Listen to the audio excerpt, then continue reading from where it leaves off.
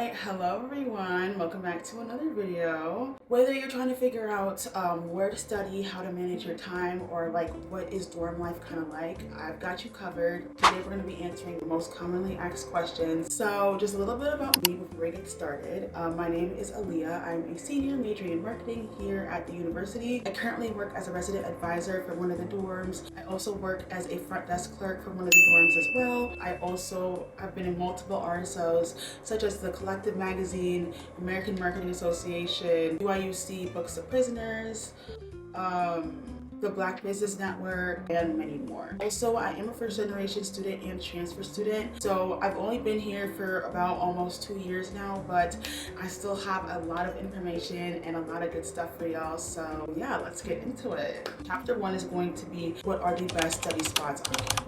Studying is obviously like one of the biggest components of being a student. That's why we're all here right now, to get our degrees and be successful in life. But before we do any of that, obviously we have to go to classes, do the homework, do discussion posts, turn them in on time, all that. And finding the right spot to kind of get in that flow state makes all the difference. So here are just some of my recommendations for that. The main library. I feel like that is very like cliche, but the main library is one of the best places to study. I actually studied for the first time there this past semester, and the vibes were just right. It has this like really nice academia vibe, very quiet, nice warm lighting, nice like desks with good seating. Love the main library down. Second one is ACES library. I've heard so much about ACES. I've never been in it actually. Not too much. I've heard that there's also, I think as you go up more, there's a lot of natural lighting and you can also like see outside. So if you kind of like that, like natural light, kind of calm, vibey type of environment, ACES is perfect. Granger. When I first came to U of I, Granger was just the spot to be. I don't know why. Actually, I do know why. Because they're open late. 24 hours, I believe. I have to double check that, but I will leave some info in the description down below. It's definitely more of like the social study environment. So like people are talking, people are collaborating. This one might be a little untraditional, but the SDRP, me and the SDRP are like this. It is kind of more busy because there is a dining hall on the first floor. What I love doing is getting my little everything bagel with a chai latte, iced, and I just go sit right in front of the caffeinator and I just do my work. That literally saved me last semester. Like very much like a coffee shop vibe without having to go and actually spend money at a coffee shop. I love the SDRP. anyways.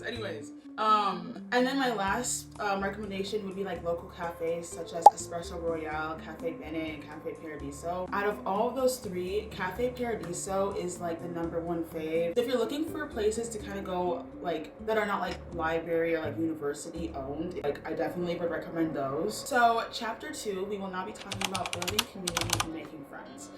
So making friends does not have to be hard, guys. I promise. I would say my first step of advice, UIUC Reddit, like please take it with a grain of salt. And I promise, like I thought I was gonna have trouble making friends, and now I literally hang out with my friends every night. I can do it, you can do it too. I literally, like guys, like I swear. I got y'all, and here's how you're gonna do it. So #1, please join RSOs. RSOs stand for Registered Student Organizations. So these are your extracurricular clubs, your volunteer organizations. U of I has 1,700 plus RSOs or extracurricular clubs, and any student can join.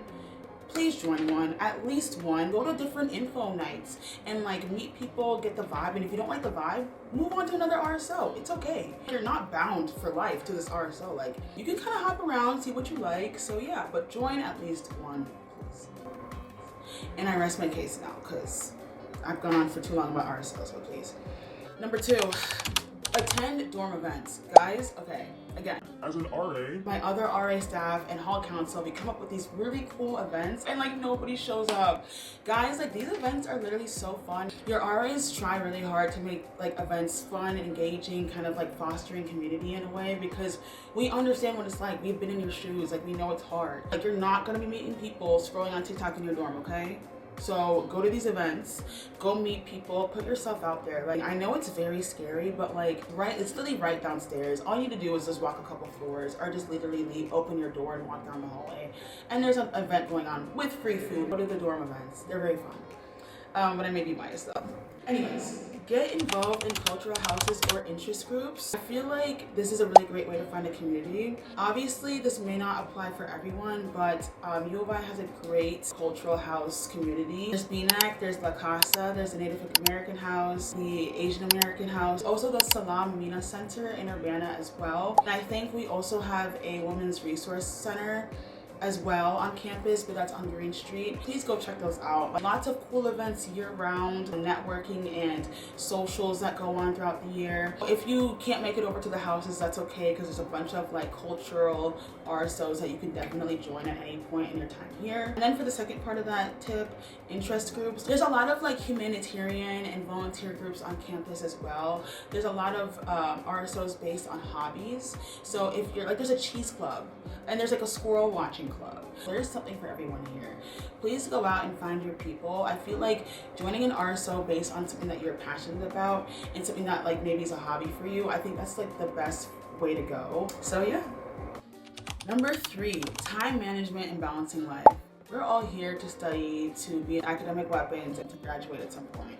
But we are still people too. We have to make sure our emotional health, our mental health, and our physical health are in check. So here are some of my advice and recommendations for how to manage that. First and foremost, please, if you don't have a Google Calendar, please get one. For this, what I like to do is time block all the important things going on. So I can even show you mine right now. And as you can see, I have all my classes time blocked out. So I have when they start, when they end. If you click on like that little square, I even have like the room that my classes are in, just in case I forget. So all the pink ones are my spring semester courses. The yellow is kind of like my RA things. The blue ones are work. And like, you know, I have my like therapy appointment, and I have like, oh, I need to turn in this homework on Monday night. So it's just really nice to see everything visually laid out. You can change things at any time, anywhere, honestly. And also you can have it set up notifications for you to remind you, oh, you have an event going on in like 15 minutes, 20 minutes, 30, an hour, 2 hours. Whatever you need, like Google Calendar can most likely do it for you. Then for studying, I used to do this. I don't really do this as much anymore. But the Pomodoro method, this is very helpful if you struggle like studying and locking in for long periods of time. What you do is you study for about 25 minutes and then take a 5-minute break. That's kind of like the basic one, but you could do like 30 minutes and then 10-minute break, 45 minutes, 15-minute break, like whatever you want. It kind of like gives you built-in breaks, so it's not like you're just sitting there staring at the screen and then it's like, damn. A lot of people like this method. I personally used to do it when I was like really struggling with locking in, and I do think it definitely helps. A website that I love to use, lifeat.io. You can go in and like choose different backgrounds for your laptop. It has like a cute little timer, and it even does like music, white noise, brown noise as well. I just think it kind of makes studying a little bit more fun. Make daily to-do lists. When I tell you daily to-do lists have saved my life, all you need to do, go into Notes app, literally just type out what you need to do. I like checking the option that lets you like check off the tasks as you get them done, like a little check mark. It's just a really nice reminder of like, this is what I need to do today. Let's make sure we get it done and whatnot. And also, if you don't get everything done on your to-do list, that's okay. Sometimes things happen, like, you know, but it's just a nice way to like make sure that you're not forgetting to do things. And the next thing I would say that's very important is to not overcommit, especially in your first year here. That's why I said only join one RSO. You're gonna be so busy, so don't do too much. It's okay to like just say no and like take that time for yourself, whether it's to catch up on sleep, catch up on homework. Like you want to see yourself through like your college career, and you don't want to start off on a bad note, being burnt out. So don't overcommit. It is okay to say no. So for this next one, I recommend that you find a good morning routine, a good night routine, and an overall productivity routine. The way how you start your day matters. The way that you end your day, you know, like your sleep, that also matters as well. You don't even need to start out with anything crazy. If your morning routine is literally just 3 steps, like get up, shower, make bed, and like grab your stuff and go, like, okay, like whatever those routines look like for you, that's totally fine, but just make sure you have something. When it comes to like being productive and studying, I would also definitely have a routine, or just maybe things like non-negotiables. I could include like, you know, doing the Pomodoro method, putting your phone away or turning your phone off, you know, and not touching it. That it could include, you know, making sure that you have like a little snack while you study, like, because I know studying isn't fun, but if you make it easier for yourself by making yourself comfortable, I think it'll make things easier overall. So So next thing we'll be talking about is financial aid and campus support. I know that was one of the things that one of y'all mentioned, so thank you so much. For this one, U of I does offer a lot of financial aid supports, both before you get to the campus and while you're here. But I feel like it's one of those things that you kind of have to go out and look for sometimes, but we'll get into that in a second. The overall ones that U of I offers, I'm just going to read straight from my script, is the Illinois Commitment. So that covers tuition for in-state students under a certain income level, scholarships through your college.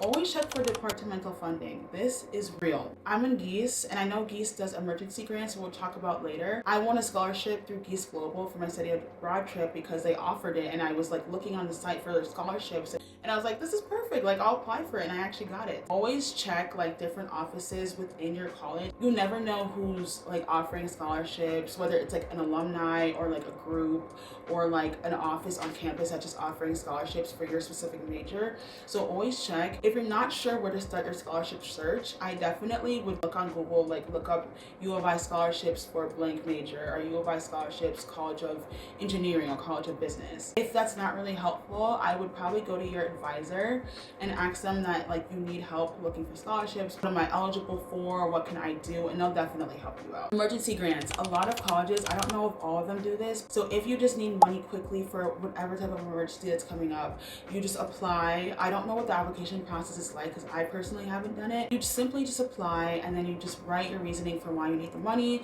and then they evaluate it and then they give it to you based on your application. I don't know if all applications get some funds for the emergency grant. It's another really nice way to kind of get some funding. On-campus jobs. I definitely would recommend, like if you are worried about money, to get an on-campus job. People who hire students especially on this campus, they're very flexible. They do understand that you are here for school. Only allowed to work a certain amount of hours as a student, so you're not going to be overworked. You're still going to have time for like, you know, your extracurriculars, for yourself, for your classes and coursework. I could not recommend people to get an on-campus job enough. Like I think that also definitely does help out in the long run as well. Not to flex, but I'm gonna flex real quick. I won this award from the Jeffries Center. I don't know if you guys can see that, but I actually won an award from the Jeffries Center. I was at BNAC one day and I was talking to one of the associate directors there, and he told me about the scholarship. And I even remember going downstairs, and sometimes on the TVs they have like flyers of upcoming events, information about what's going on campus, and like the scholarship opportunity came up again, and another one came up as well. And I took pictures of both of them and I applied to both of them, and I actually ended up getting the scholarship. Please talk to your professors, your advisors, other professional staff on campus. You, like, so many people here know so much, but you have to ask, which is what I was kind of talking about earlier. There's no shame in asking for scholarship, like recommendations, and there's no shame in asking for opportunities, because 9 times out of 10, you never know. Like, you were probably so qualified for this and you don't want it to pass you by because you didn't ask. So always ask. Those were kind of like the overarching topics. Now I'm going to kind of get into more like day-to-day student life questions. So this question asks, what is the rec center like? So U of I has 2 main gyms. They have the ARC, which is the Activity and Recreation Center, and SRCE, SRCE. Campus Recreation Center East, that's what it stands for. The ARC is really big. Top floor has a lot of like the elliptical and treadmills, as well as a walking track. Main floor it's kind of split up into 2 parts. One that you see with like the fake turf, and it just has like most of like the lifting equipment.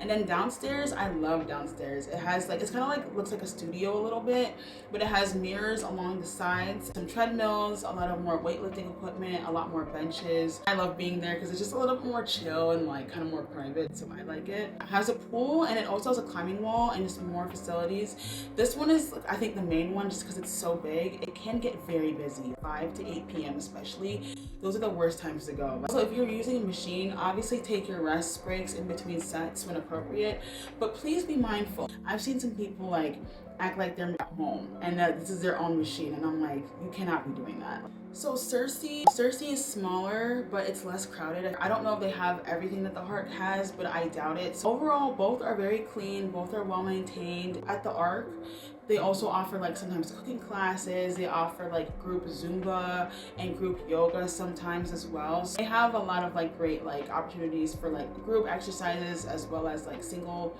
person workouts. Both of them are great, but like I love the ARC down. So yeah. Another question, do a lot of students work on campus? Yes. The main one I feel like is dining hall staff, rec center employees, research assistants, office jobs. Many departments also hire students. I technically do work in an office. I work as a front desk clerk for a residence hall. A desk job, will do it every time. It's like definitely one of the more chill campus jobs for sure. A lot of people also work in like the library, like coffee shops on campus as well, and the bookstore. So there's a lot of opportunities for jobs. Most jobs are very flexible with class schedules, and like for mine at least, like since I'm sitting down and I'm at like the front desk and it's pretty quiet, like my supervisor is awesome and he lets us do our homework and study as well during that time, as long as we get our work done first, of course. The dorm situation isn't really bad. At the beginning of the school year back in August, the university did admit way too many students, so there was a little bit of a housing crisis. That has been solved since then, like everything is fine now. I don't know if that's what that was asking for or if it was just asking about overall dorm living, but I'll answer both. It depends. Some dorms are definitely better than others. I feel like the best dorms on campus by far are Wasaja, Nugent, and Bausfields, which are newer and have AC. Those are going to be in the 6-pack. Older dorms in the 6-pack don't have AC, but they are social, so like Scott, Snyder, Weston, Hopkins. We do have AC, but we also don't. Like there's an AC unit right now in my dorm, but they turn it off from October to April because it gets cold, but it does get really hot. So like I literally have a fan right now just like blasting because I don't have like AC. I don't have access to AC at the moment, so please bring a fan if you're in one of the older dorms for sure. There's also private certified housing, so it's sometimes maybe a better option because it has more amenities, but it does cost more, so just a heads up. The dorm living experience is what you make it. I don't know if you guys saw my dorm tour video, but like I obviously was in one of the older dorms, but my dorm was cute, and I feel like it definitely is what you make of it. So like get to know your floor mates, get to know the community that you're living in, and also decorate your space. Really like go ahead and like within budget, of course, like don't be spending too much money on this now, or make it your home because it's gonna be your home at least for the next year. Okay, another question. What can you do on campus besides eating or partying? So this is a great question. The university sometimes hosts events in different spaces like the SDRP or an ISR or at the union. Like I would definitely check your emails because I remember one time it was like World Origami Day and I was like, wait, that's so cool. Like I want to make something. So I went to PAR and I literally made this. Like I made this. It took me an hour and a half because I was not good at it, but like it was just so cute and it didn't cost anything. It was like so fun and it was on campus. The university mainly advertised these through their email, so I'm not gonna lie, like you have to read your emails to find out about some of these, but the university definitely does host events. The main one though I would say is the union. The union has trivia night, concerts, and game nights. They also have a downstairs like game area. There's pool downstairs, there's bowling, they have DDR, they also have a Guitar Hero. Check out the Cranard Center. Guys, like sometimes the Cranard Center will have really cool concerts and events. Last year, I actually went to go see the London Philharmonic for like 15 bucks at the Cranard Center. Like, it was so fun. I remember also for Mom's Weekend, my mom and I saw Black Horse perform at the Cranard Center, and it was so beautiful. So like be on the lookout for like those type of events as well, like whether it's on Instagram, on Twitter, wherever the university posts sporting events. Definitely make sure you go to a football game and a basketball game at some point. I know they also have a bunch of other events going on at Huff Hall. They have the games at Huff Hall and they're usually free for students, honestly. So I would definitely go check that out as well. Look into RSO events, like follow a couple RSOs that maybe you're interested in.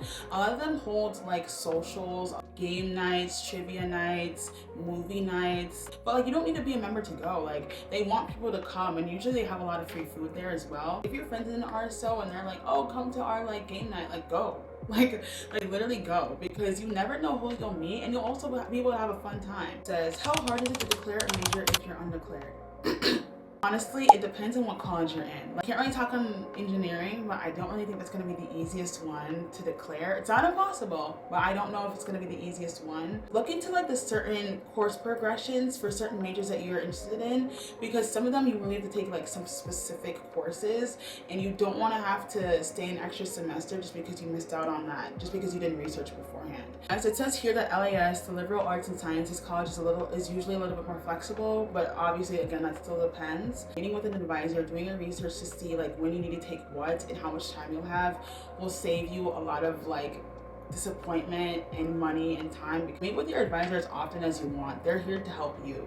Is UIUC safe? For that answer, I want to say, like any other campus, stay aware. Lock your dorm when you leave. Lock your belongings when you go to the ARC or any other public space where you maybe need to put your things in the locker. Put air tags on all your shit, honestly. Share your location with your friends and family, of course. On campus, I think there's these poles with these blue lights, and if you feel unsafe or anything, you can just hit the button on the blue pole and someone will come out that is in like the Safe Walks program and like walk you back to your dorm, and like we'll just keep you company so you're not alone, which I think is really sweet. I feel like I definitely don't feel unsafe, but just for those who are kind of like worried about it, like they definitely have great systems in place to help students feel safe. Is the weather really that bad? Yes. Yeah, I watched my last video. It was -6 degrees. And it felt like -17. Invest in a good winter coat, not a fleece, not a pullover, not a hoodie, a good puffer winter coat. And the wind is no joke. Like when you're walking from class and it's like the end of the day, you just want to get in your dorm and it's like the wind like in your face and you're tearing up because it's like you can't even see. You're gonna think back to this and be like, damn, I wish I had a good jacket. I don't want you to do that though, right? I want you to get a nice jacket from before you get here so then you're prepared. Last question, what is the best way to get around? The MTD bus system is top tier. There's an app, I think there's an MTD bus app that you can use. I like using Google Maps, honestly, but please get accustomed to using the buses. I know last year during Welcome Week, they actually had students teaching other like incoming students how to use the buses. I've heard people being like, yeah, I don't take the bus, I just walk. What? Like, what if you're running late? Then what? I feel like it's just nice, just in case of anything, to know how to use the bus. You may need to show your ID sometimes to get on the bus, but it's always free. The bus is the best way. I would say next up is walking, and then if you also have like a skateboard, scooter, or bike, you could also use those as well. So yeah. Alright guys, wow, I really hope that was helpful. As you guys are like accepting your admissions to the college and getting ready to come here, like I feel like those are kind of the questions and concerns that may have been brought up or may have been, you know, circulating around. I am so glad I came to the school. Like I've just been able to grow so much as a student, as a person, as a business professional, as a friend. The school is so great and the community itself is so amazing. Like I'm so grateful to be here. I was in your shoes, your guys' shoes, where I wanted to come here so bad. So like I'm gonna do everything that I can to like help out any way that I can, and so this is why I made this video. I don't know, like this is why I kind of do the things that I do. So if you found this video helpful, give it a like, a comment, and a subscribe for more helpful college tips. And I will see you guys next time. Bye.